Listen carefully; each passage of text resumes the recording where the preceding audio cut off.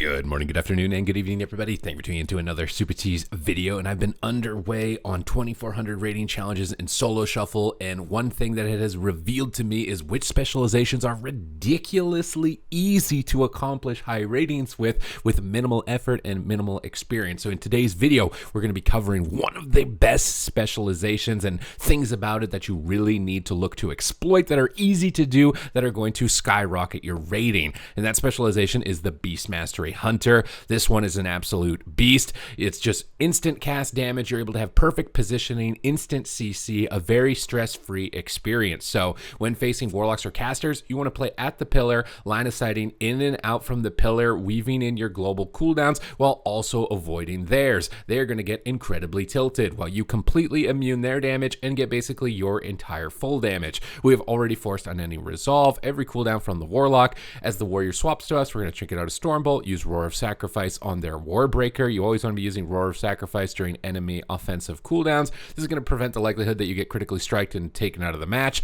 Here we're going to take out that War Banner. Really important to take that out as soon as possible with our instant damage, snipe out the Grounding Totem, and now we're going to look for crowd control. We're going to use our Intimidation Stun and try and land a Freezing Trap out of this. Because our crowd control chains are instant, it's really easy to secure that CC bar ourselves while playing offensive. And against dots particularly, we can use an Honor talent to feign death off those dots. Warlocks are getting a lot more popular, and you're basically the hard counter to them. So in this position, between line of sighting the dots, feign deathing the dots, we're basically taking 0 damage from this warlock and just slowly getting ahead, slowly building a lead.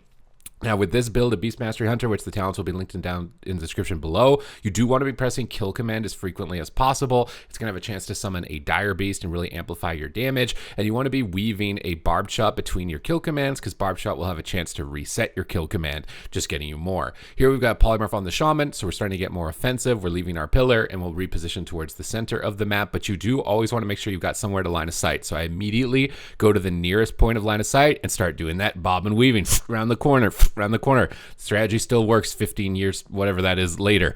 Definitely want to be abusing it as much as possible against casters, and you just know that they're getting tilted while you're doing maximum damage. Now here the enemy is popping Soul Rot, big offensive cooldown, so we're going to use Roar of Sacrifice on our ally, snipe off that Observer from the sky to help out our mage a little bit. You really want to support your team with killing those types of effects, because all of your damage is instant, and you get an easy breezy life, so you're going to make it really more likely for your team to win a lot of these lobbies if you're taking advantage of those. Here we're going to go for a stun on the Shaman. We already trapped, but it's just for extra crowd control. We're trying to push up onto the Warlock, and we're starting to play really aggressive. Now, I'm not really able to line of sight where I am in this position. The Warlocks put themselves in a good spot, so I'm forced to go pretty deep if I do want to. I'm moving towards the ramp side so I can poke between the pillar and line of sight on the ramp, and then go up and down and just know that he's getting so mad at the moment with this strategy. Just super easy to use. We're going to pop our Bestial Wrath. You want to be pressing Bestial Wrath on cooldown, because you're going to reduce the cooldown with your set bonuses, snipe off that War Banner, silence up the Warlock whenever your team is getting low here. Silencing the caster with Scorpion Sting is a good idea, or if you're getting ahead, you can silence the healer,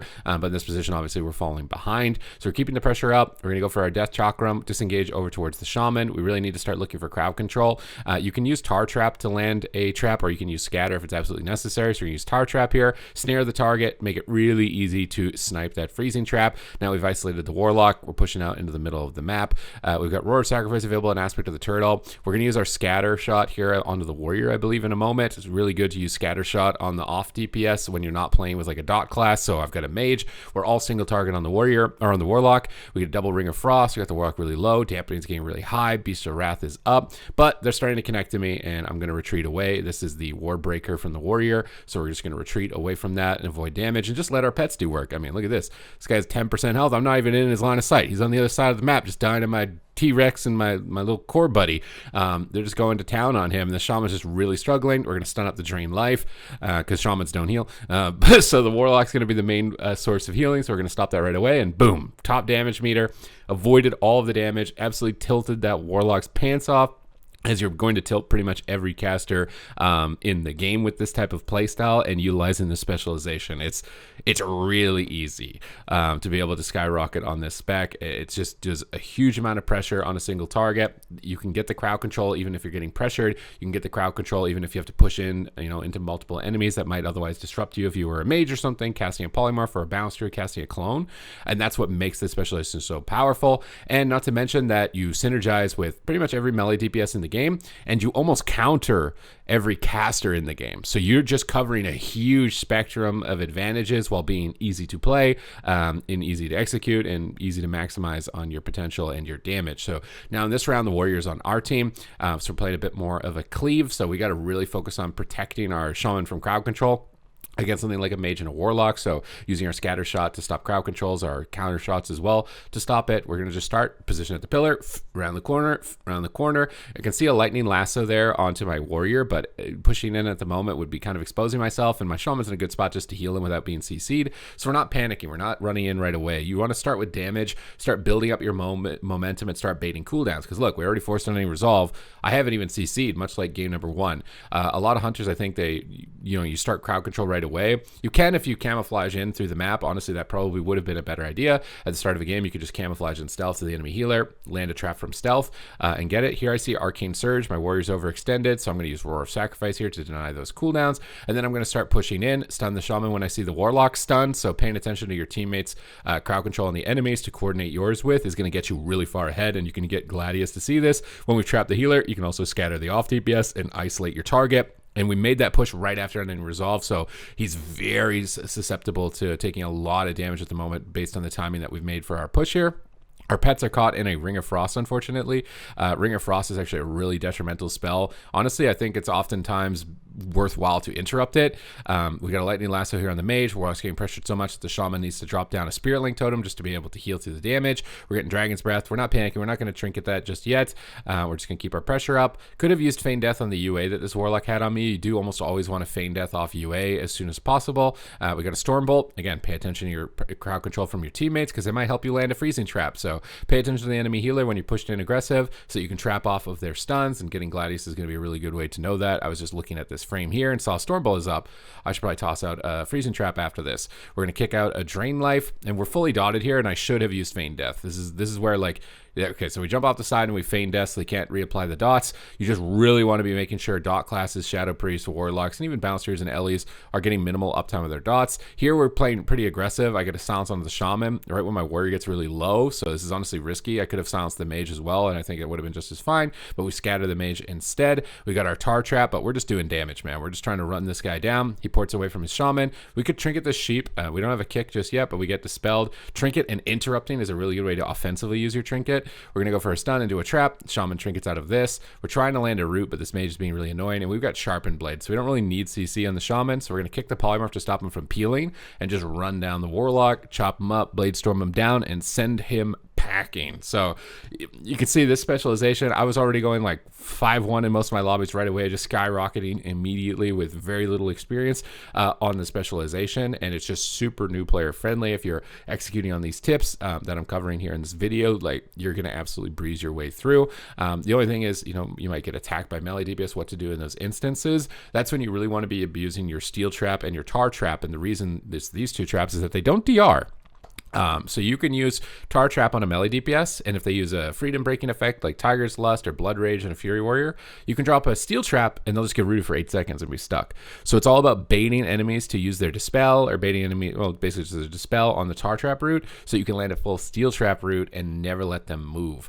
Another advantage is the Trank Shot, and if you're using the Trank Darts against a Resto Druid or even a Mistweaver Monk, you're absolutely going to crush their HOTS. That's going to be really important to utilize. Not using it here against the Shamans, but Trank Shotting off an Earth Shield can definitely put you really far ahead. Here we're baiting the warrior behind the pillar. We get a Lightning Lasso, so I want to try and coordinate that, but my pet gets rooted. Should have freed him myself to get my pet out of the root. And this is something that you do want to be aware of, is where is your pet? Is it CC'd? And can you get it out with Master's Call? That's going to really be putting you ahead. We get lassoed, but we're going to trinket out of that immediately. Stun Trap.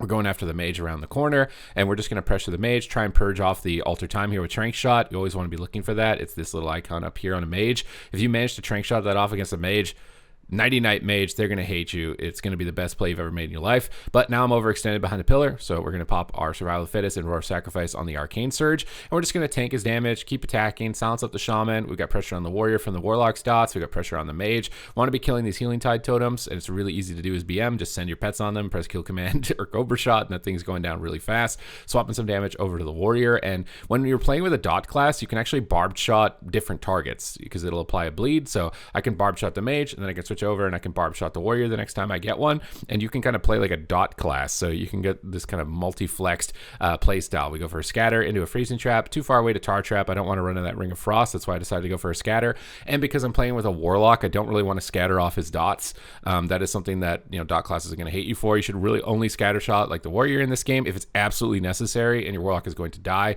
Other than that, do not trap off the dots from the DPS or scatter off the dots from the DPS. We've pressured the mage away. I don't want to overextend. I don't have defensives. So I'm just going to pull back and hit the warrior instead. Death Chakram and around the corner here on the middle fence line. Always try and post up next to a pillar. Just, you know, pretend you're in some sort of, you know, warlike scenario, and you want to make sure that you can bunker down and avoid their attacks. And look at the pressure, man. We're already getting block, link. We got every CD behind the pillar. So pushing in on top of them, we can drop some roots, drop some tar traps, keep them rooted at the pillar so my warlock can get some range and keep the dots flowing onto all of them. We've got our stun available. We've got a freezing trap available. Ascendance just went down. We scatter shot. It was unfortunate here. This is just luck. I scattered right before his stun there, which interrupts it. Now the mage is popping Touch of the Magi. Super important to pay attention to this little purple icon here against an arcane mage. It just line of sight him because that's his big damage, and if he can't hit you, he's doing nothing. So line of sight him, hit the warrior, take him down. Easy peasy, easy breezy. You're going to be getting a lot of rating on this specialization. Would highly recommend it for anybody who's just trying to go after rewards, because it's going to be the easiest experience with the least amount of time invested. Other than that, if you enjoyed the video, make sure to thumbs up. Comment down below with your thoughts. You can follow me live on my stream. It's linked in the description down below if you'd like to see these 2400 challenge journeys as I go along, for the entertainment and just to see what types of specializations are going to be able to get your goals accomplished.